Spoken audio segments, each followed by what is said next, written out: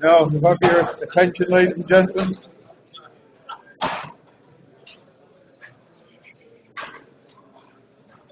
Now, our final speaker today, can you sit down?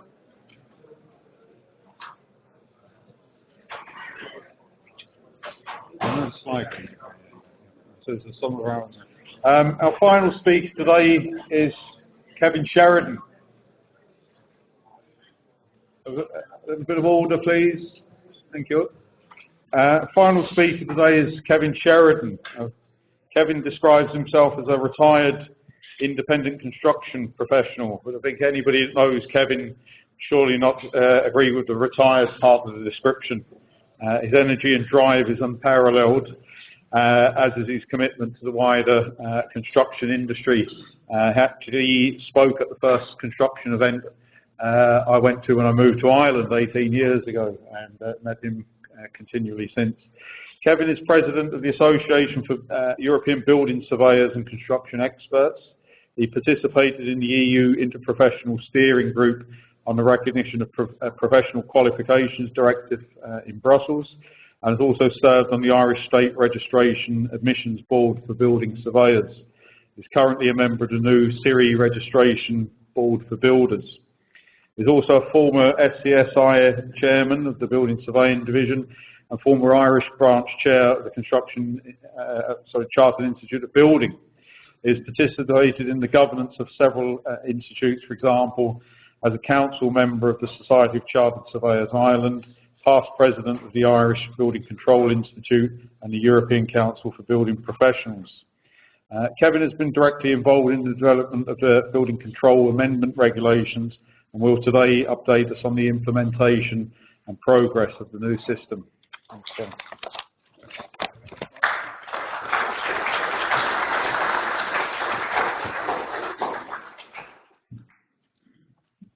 Okay.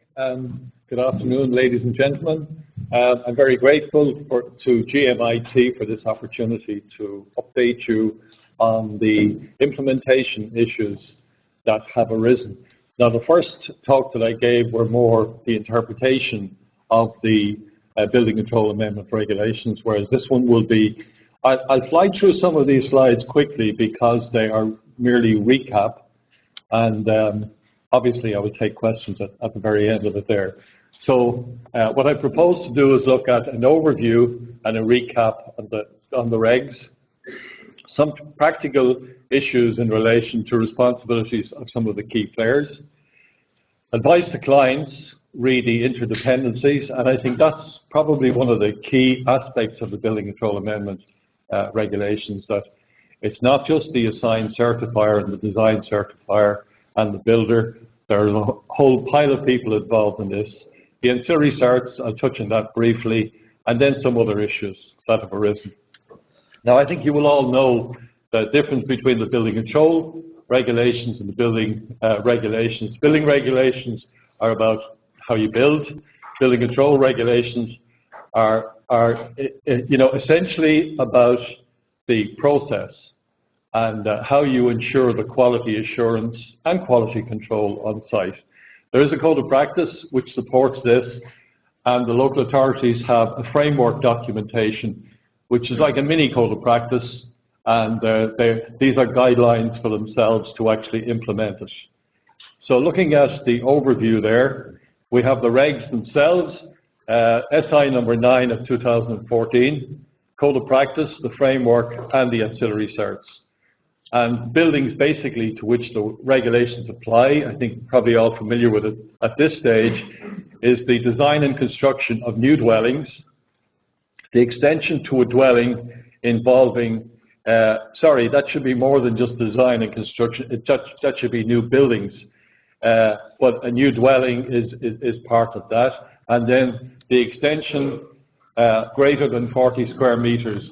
There's been a lot of controversy recently in relation to how you calculate that 40 square meters, and the retrospective or prior extensions, the department have come out quite clearly in relation to that and said that if you've done anything since October 1964 by way of with or without, well, obviously with approval, but any extensions that have been carried out there count for your 40 square metres.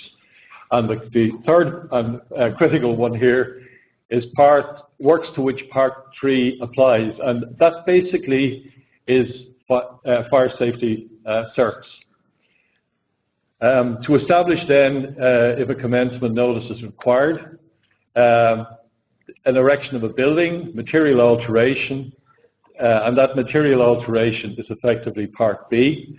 We all know that Parts A, B, and M are what constitute a material alteration. Material change of use, and the other one that has kicked in is basically planning permission requirements. So if there's a planning permission requirement, you require a commencement notice. Whether it's the long or the short application process is a different matter. And as I've said, prior extensions before 1964, there's a cumulative aspect. Now I know the RIAI and others have sought legal opinions. They're not maybe quite as black and white as people might think, and there is some issues around that. And concurrent extensions, so if you try to put, say, 38 square metres at the back and 5 square metres at the front, that's concurrent, and it kicks off the full requirements of the Building Control Amendment Regulations, and that is your Assigned Certifier, Design Certifier, Inspection Plan, etc. Now, some practicalities there. I think people very often forget that the primary responsibility for compliance rests in the first instance with clients. So clients that are putting pressure on ACs and DCs to do certain things need to be reminded that it is their primary responsibility to comply with the regulations. Now, the Code of Practice defines the building owner as the person who is commissioned and paid for the works and has legal entitlement to do that. So that could be a tenant. For larger works, it's very important to establish from the outset who the building owner, who from the building owner organisation is authorised to appoint the various stakeholders and to sign all the statutory documentation required, etc. The assigned certifier's role within the Code of Practice is in consultation with the design team and builder to plan and oversee the implementation of the inspection plan. Now, it starts off as a preliminary inspection plan because we all know things are never quite what they, at the finished end of the project, it will change. But you need to then lodge the final inspection plan as part of the uploading process. You need the assigned certifier needs to sign the statutory certs and the undertakings and the cert of completion. Assigned certifier is a coordination role. It's not an inspection role. It's not a supervision role.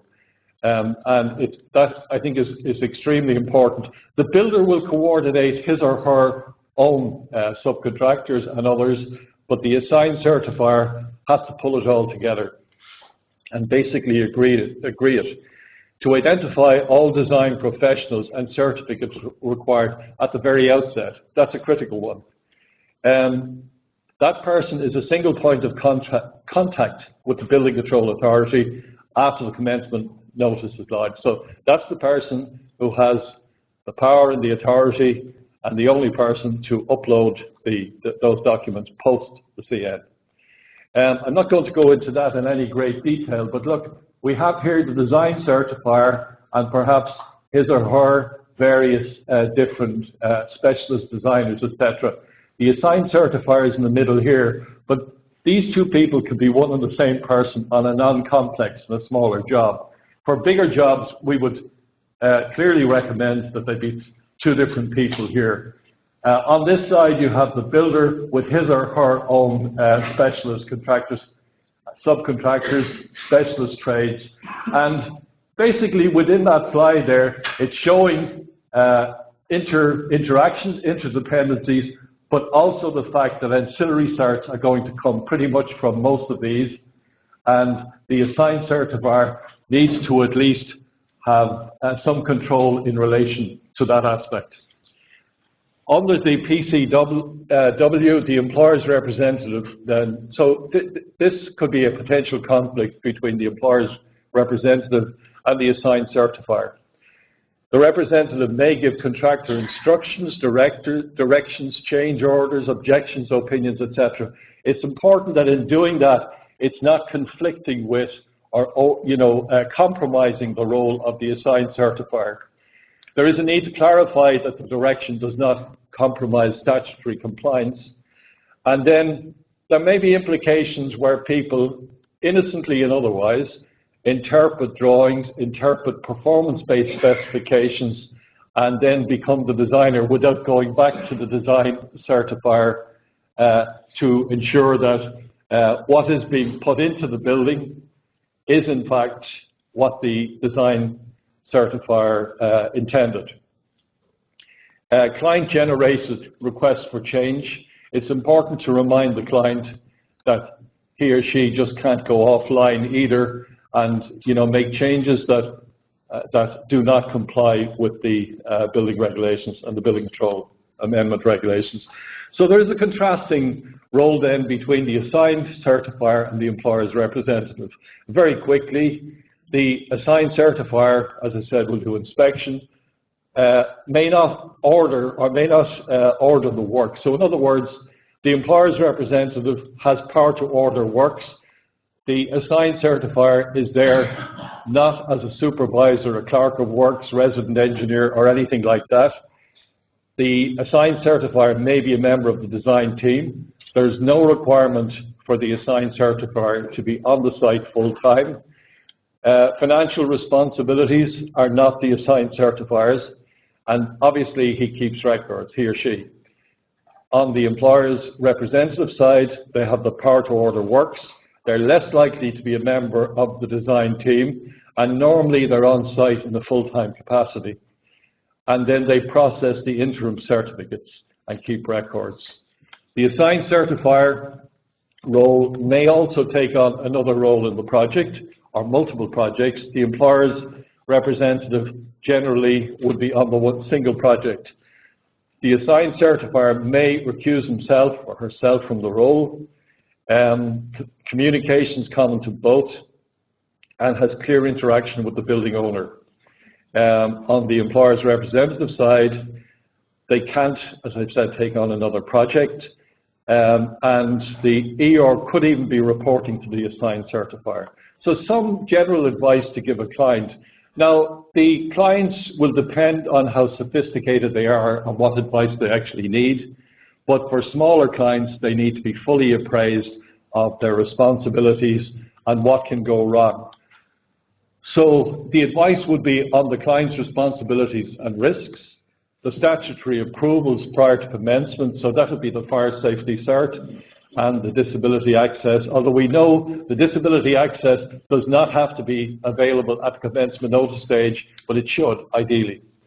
On the consequences of delays and non-compliance, on effects regarding compliance with existing buildings. So where something has happened beforehand, pre-appointment works, are they in any way compromising the final project there? On the role and responsibility of each of the designers, consultants, and the parties to the project, and the reliance on others is important, and also the frequency of inspections, depending on the importance of the milestones and the type of job that is going on. Phase completions may be an issue, and to identify the service commencement date as soon as possible. It's very important at the commencement date.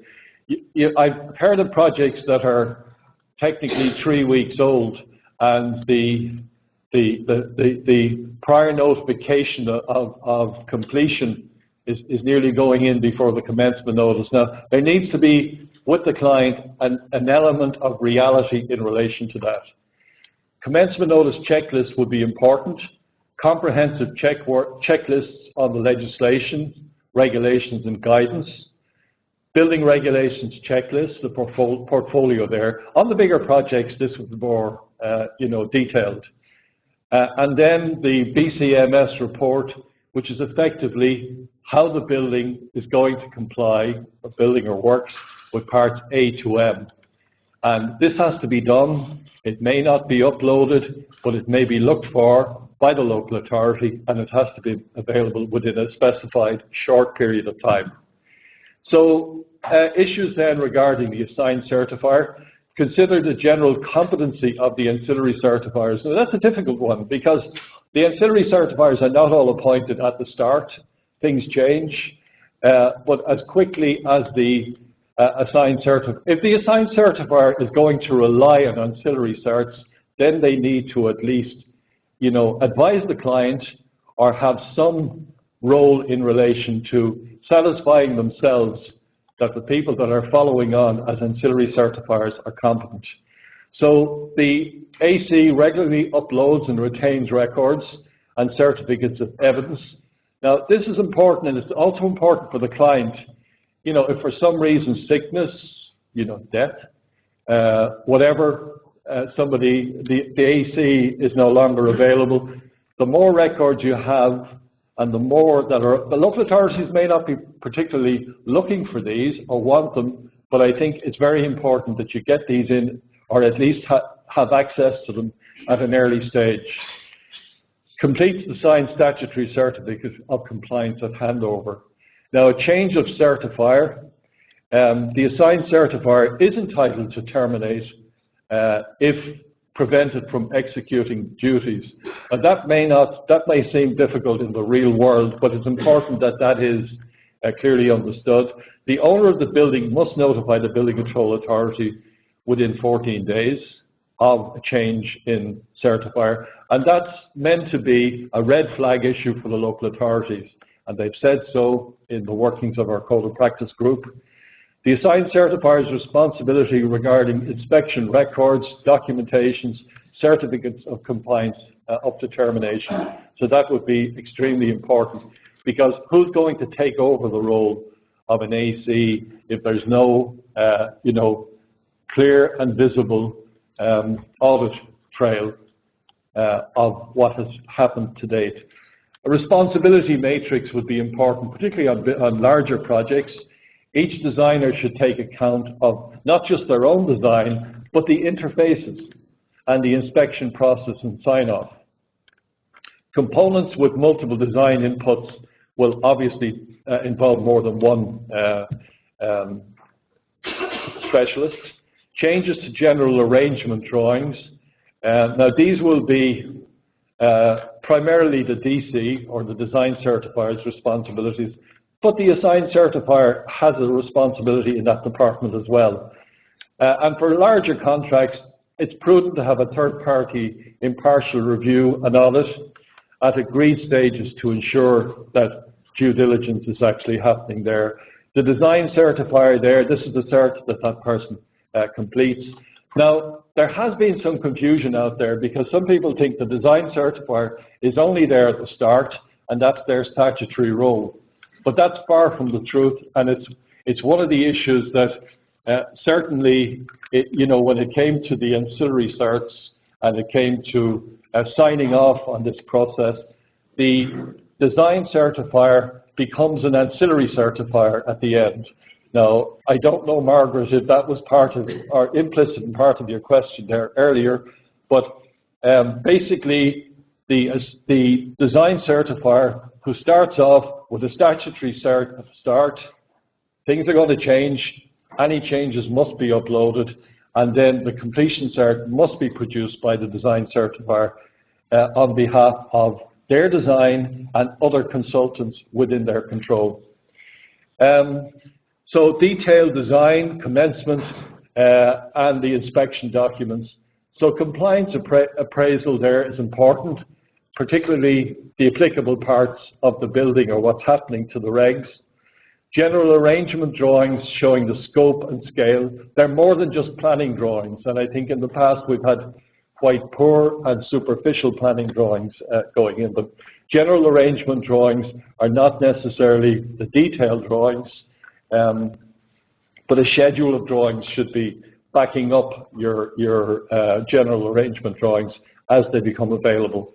Testing and commissioning schedule is extremely important, and it's important to list all the tests at the outset and who's doing it and who's responsible for it. Ancillary certs should be in the agreed format from the other members of the design team, and that is a big protection for the assigned certifier. At the construction stage, it's important to review and communicate, ensure that the construction drawings are up to date, and the revisions should be uploaded on the BCMS system. There should be a weekly review of the program and inspection plan. It'll never be necessarily what you felt at the outset, and things will change. Inspection should be carried out only by appropriate persons, and those appropriate persons would not be the junior in a company or somebody who's not competent. The inspection should be carried out by senior individuals within the companies with primary responsibility. It's important to review all the BCMS uploads, and a specific time should be set aside at all site meetings to review, and then with actions and clear responsibilities and follow-up. The reference then to the harmonised technical standards would be very important within the contract documents and the individual characteristics. So the construction product regulations, is a key part, and it supports Part D of the building regulations. Has the product declaration, and that's an important one, of performance and its suitability of application being checked for all the products listed within the specification. The interrelationships then between the ancillary designers, a compliance matrix would also be very desirable, and ensure that the assigned certifier receives all the information in the schedule and the necessary certs. I'm not going to go through this chart on materials other than to say within the material specification, reference should be given to the harmonised technical standards, which I've already said. And I think you will probably all know that a CE marking does not mean that something is fit for purpose. It means it's been tested to a specific regime, and that's why it's important to have the supporting document there. The primary responsibility is of the designer and the builders to ensure that whatever material goes in, it's fit for purpose and not just rely on a CE mark. The assigned certifier needs adequate resources and backup for emergencies and contingencies. So, a single person operation, more than one job, overlapping, that can be an issue. Now, remuneration, there's been a lot of talk about the cost of the AC and the DC, and I think sometimes it's been played up, maybe in good faith by politicians who really don't know that each job is based on its own risk, and it's up to the AC and the DC to establish that, particularly as you go down into the smaller jobs. And it's a risk-based approach. Adequate professional indemnity insurance is obvious, and sufficient, runoff would be important. Now, the other thing is to make, within the ancillary certs, it is clearly stated that there should be appropriate professional indemnity insurance. Now, if the AC is commissioned by the builder, it's very important that that person is not compromised. You could say the same about the client. If you're worried about getting paid, that you might be compromised, but you shouldn't be. And as I said earlier, the client should be very clearly made aware that ultimately they have a very clear responsibility. And then collateral warranties may take place between the ancillary certifier and the AC and others. So the fast-track projects, which I mentioned earlier, where the time is inadequate, and many jobs are coming through at the smaller end of the scale, and maybe at the larger end of the scale, that are certainly challenging in that area. Conflicting priorities when one is required to be in more than one place. I've already, I think, referred to that. At the same time, sufficient resources and backup for emergencies, and the consequences if the completed building doesn't get registered on the local authority system, or it gets rejected, obviously. and PI insurance is important. So the code of practice then, where elements of design are not complete, these will need to be certified and submitted, and ideally, by submitted, I'm saying uploaded on the system. And I think that protects both the DC and the AC. The role of the design certifier continues to coordinate the design. The assigned certifier has access, I've said that earlier, to the BCMS for revisions. Now this is a chart within the framework and also something similar within the code of practice. So you go through the various stages there. You look at here, design stage, the relevant parts of the regs, A to M, obviously, formation level, A, C, D, H, etc. as you come down. And a simple chart like that is useful as a checklist. Ancillary certificates now. They're referenced in SI 9 of the BCAR regulations. They've been agreed by a joint working group, and I've been involved in that working group of the Association of Consulting Engineers, Engineers Ireland, the RIAI, and the SCSI. And the CIF have produced their own certs. They need to be signed by competent persons, and I think that's a critical one. Not just the stamp, not just the company, and then, you know, somebody relies on the insurance associated with it. There's a lot of debate within the group on the ancillary certs, and we came down fairly clearly on identifying a senior person to actually sign these off. It may or may not be that person who carries out the inspections, etc. on site. They're called up in the code of practice, and the design certs are split between, the certs are split between design and inspection, and they must be signed by a competent person. Ancillary certs means a certificate other than a statutory cert, but it's now an industry standard, so it has a certain status because it's an industry standard. And the various institutes are saying you should not modify these. This is what you do, and this is what you should accept. At pre-commencement stage, from designers to design certifier, and construction completion stage, you'd have the traditional design team, specialist designers, contractors, subcontractors, and there are certs for each of these. So they cover, as I said, design, inspection, and construction. They demonstrate that the design compliance, as implemented and certified that the work has been constructed in accordance with the approved design. It's carried out on site by key design and implementation disciplines. It's undertaken by individuals with responsibility for the work as set out in the ancillary cert, but signed off by a principal or director of the company, and then revised as the circumstances change on site. So you'll have quite a number of ancillary certifiers for different components, and the ancillary certificates have, they're recognized by the SD, so that would be specialist design, construction, inspection, etc. So each institution, or rather each profession, has its own ancillary certs, but they pretty much follow each other. This is the building surveyor one here for design, construction, and inspection.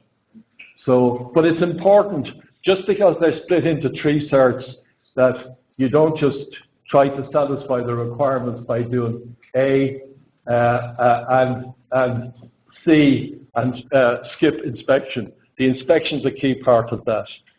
Okay, and these are just filled in, but these are downloadable from the various professional institute sites. Now, in relation to various certifiers and ancillary certs, at commencement stage, you'd have a matrix something like this. For structures, you have the structural engineer, etc. And going down this way, you can see which aspects the structural engineer, as an example, would do.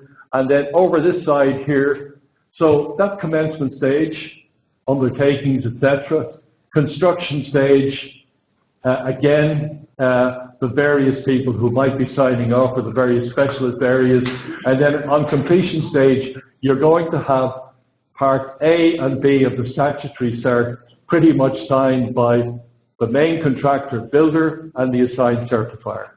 So, but all of this here would support and show that due diligence has been followed. So some other issues. On the builder profile, is the project size and complexity within the capability? Has the builder done similar work in the past? It's not just sufficient to take somebody. Now, there is a CIRI register. At the moment, it's voluntary. The heads of the bill are out now at the moment, or they're being produced by the department, and it will be announced pretty shortly. It will become not the only way of satisfying. It'll be like the code of practice. It'll be the primary way of satisfying the requirement for competent builders. There may be, the problem is if you have an alternative to that, you have to prove that it deals with it in the same fashion. So it'll be the model. So the CIRI is the Construction Industry Registration of Ireland, and that the Construction Industry Registration Board have so far over 1,000 people, over 1,000 companies and individuals on the system, and it's reviewed every year. But I'll come to that in a minute. So, is the project size, as I said, within the capability? If they meet the requirement of the CIRI register, that's prima facie evidence that they have been assessed. But the employer must still satisfy themselves that the type of work and the capacity and otherwise that the builder has must be also suitable. If the tender price is too low, what's that saying about the contract? The key one here would be the builder's key staff, and this would be competent supervision. The builder is required to get the ancillary certs from his or her contractors, subcontractors, specialist contractors, and subcontractors. So that's a big exercise in itself. Suppliers and specialist drawings would be important. Multiple contractors then, it needs to be determined who's signing the Part B completion cert, or is it phased? The availability of subcontractor and other certs. Has the builder a record of non-compliant work? Now that's one of the criteria for taking people on board the CIRI scheme. If they're in breach or they've had serious problems with the Building Control Authority, they don't get on that register, and that's the way it is so far anyway. The need to keep all records, especially builders' ancillary certs and evidence of compliance, in case, same as the AC, if the builder disappears off the scene, you will need that. On termination or relinquishment of the builder, again, it's important that the owner has as much information so that the next person that comes on board is in a better position to take it on board. Now, the CIRI register is voluntary, but it will become a statutory process. As I say, the heads of the bill have already been prepared by the department, and they've made a presentation to the CIRI Board. Main contractors and builders who deliver overall projects. So that's basically, it's for construction practitioners, not for contracts management people or people involved in a service provision, but a person who has prime responsibility, will come under the main contractors, specialist contractors, trades, and there's something like, from memory now, there must be nearly 40 different categories within the CIRI register there. Other trades would be important. The other thing is that it's not a once and for all situation. Annual registration is required. So if somebody, or if an entity, is in trouble for whatever reason, key staff have left, they haven't carried out their CPD or whatever, then there is an issue in relation to re-registration. So the CIRI board processes the applications, and the criteria is that the company or the key people within the company must be working in construction for a period of not less than 3 years. They must have at least 3 projects in the area that they're claiming a competence in, and that must be verified by referees and others. Knowledge and understanding of the legislative and regulatory context is important. So they are required, as with the health and safety regulations, to demonstrate that they keep up to speed with building regulations. Now, I'm talking building regulations, which is, as I said at the outset, it's not the building control regulations. They need to know parts A to M, and they need to know what they're doing. A commitment to CPD is vital there, and an acceptable record which demonstrates compliance with the regulatory requirements. In other words, you're not in trouble with the local authorities, or haven't been, on serious issues. So what I've looked at here is an overview and a recap on the BCAR regulations. As I said earlier, this is not the intention to go through the regulations from start to finish. This is an update. The practicalities and identification of responsibilities of some of the key construction stakeholders, type of advice and assistance that the AC and the DC would give to the client, ancillary certificates, where they fit in, and then some other issues. So thank you very much, and thank you for bearing with me on this.